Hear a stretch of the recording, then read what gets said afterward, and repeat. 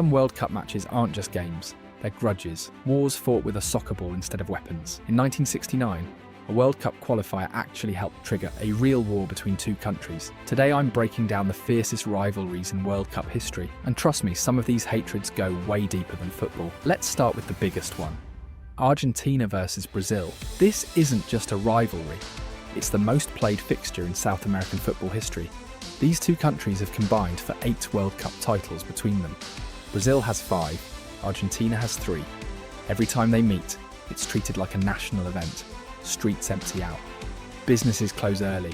When Argentina won the World Cup in 2022, Brazilian fans admitted it stung almost as much as losing themselves. Because to them, watching their biggest rival win is nearly as painful as losing. Next up, Germany and the Netherlands. This rivalry has real historical weight. Germany occupied the Netherlands during World War II, and that history bled directly into football. The most famous flashpoint was the 1974 World Cup final, where the Netherlands, led by the legendary Johan Cruyff, lost to West Germany on home advantage.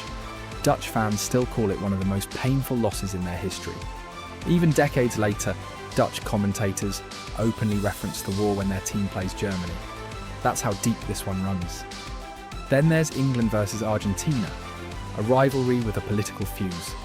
In 1982, the two countries fought an actual war over the Falkland Islands. Just 4 years later, at the 1986 World Cup, they met on the pitch, and that's when Diego Maradona delivered the most controversial moment in World Cup history. First, he punched the ball into the net with his fist, and the referee didn't catch it.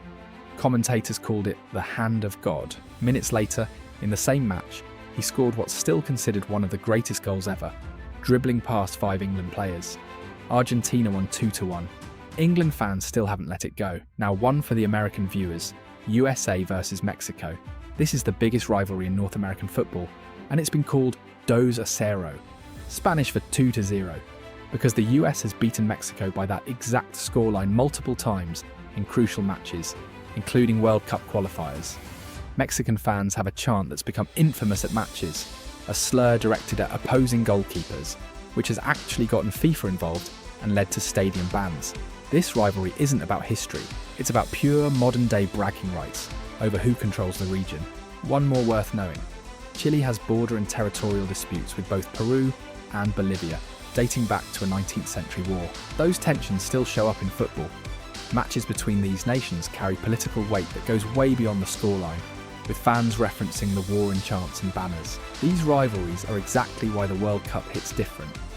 It's never just about the football, it's about history, pride, and sometimes actual wars. If you're new to soccer and want it explained simply, hit subscribe. I break down everything about the World Cup 2026 in plain English. No jargon. Which rivalry surprised you the most? Let me know in the comments.